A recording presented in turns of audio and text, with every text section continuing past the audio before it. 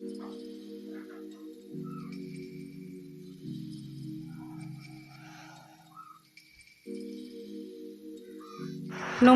বন্ধুরা, আমার চ্যানেলে সবাইকে স্বাগত। আজকে আমার রান্নাঘরের আকর্ষণ হচ্ছে সয়াবিন।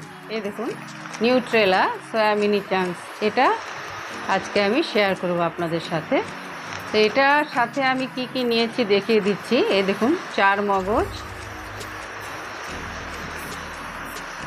তারপর 1 টুকরো আদা নিয়েছি, 4টে কাঁচা লঙ্কা, 1টা পেঁয়াজ আর 3টে আলু।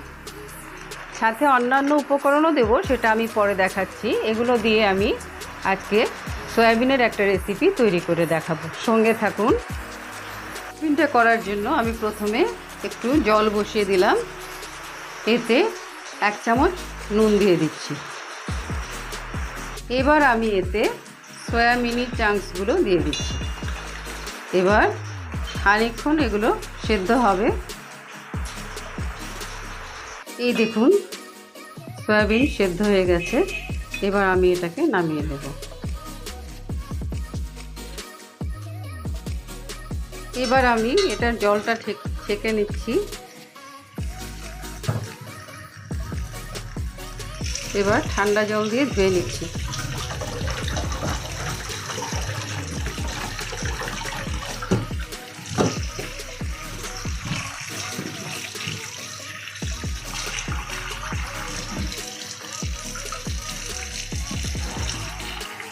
ঠান্ডা জল দিয়ে ধুয়ে জলটা ঝরিয়ে নিয়েছি। এবার এগুলোকে আমি এভাবে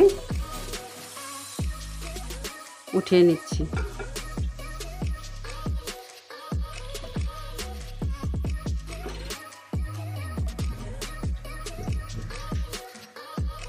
সবগুলো উঠিয়ে এভাবে আমি একটু চটকে দিচ্ছি।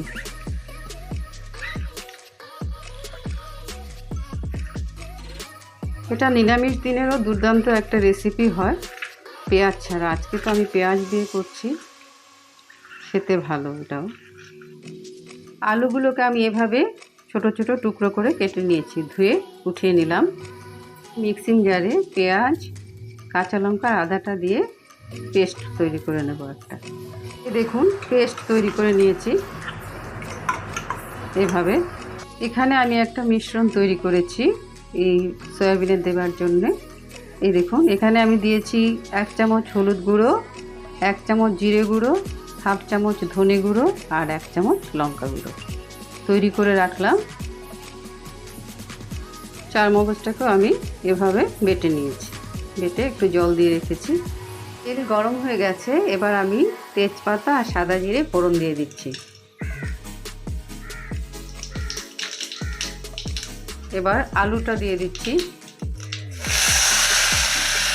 এবার আমি স্বাদ মতো নুন দিয়ে দিচ্ছি।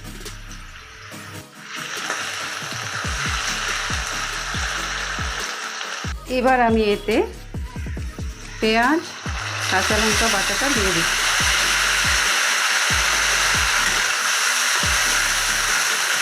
দিয়ে আঁচ কমিয়ে রেখে একটু সময় কষিয়ে নেব। পেঁয়াজের কাঁচা ভাবটা চলে গেছে। এবার আমি গুলে রাখা এই মশলাটা দিয়ে দিচ্ছি।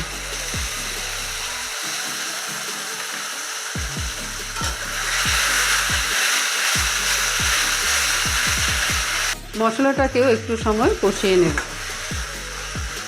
এবার আমি এতে সয়াবিনটা দিয়ে দিচ্ছি।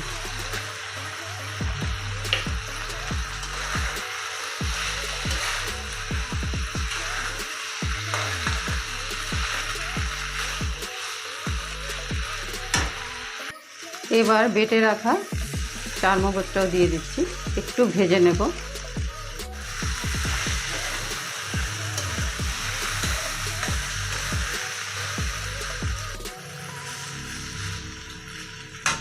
এবার আমি এতে পরিমাণ মতো জল দিয়ে দিচ্ছি।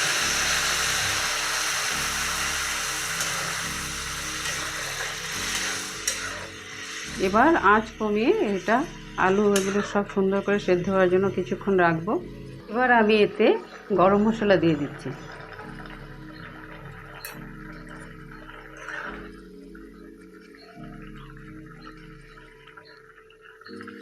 সামান্য পরিমাণে চিনি দিয়ে দিলাম।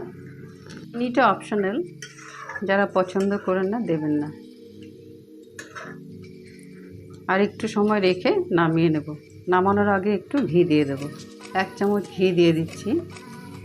ঘিটাও অপশনাল, পছন্দ হলে দেবেন। আচ্ছা, আমার সয়াবিনের রেসিপি কেমন লাগলো অবশ্যই জানাবেন। সয়াবিনে প্রচুর পরিমাণে প্রোটিন থাকে, খেতে ভালো। আজ আমি পেঁয়াজ দিয়ে করেছি, কিন্তু পেঁয়াজ ছাড়া এটা নিরামিষ দিনের ভালো একটা সুন্দর রেসিপি হয়। কিন্তু অতিরিক্ত প্রোটিন থাকার দরুন হয়তো অনেকেই খান না, অনেক কিছু অসুখ বিসুখে এটা খেতে মানা থাকে। তথাপিও প্রত্যেকেই হয়তো এটা পছন্দ করে। সবাই সুস্থ থাকুন, ভালো থাকুন। আবার দেখা হবে পরের একটা ভিডিওতে। আমার পাশে থাকার জন্য সবাইকে অনেক অনেক ধন্যবাদ।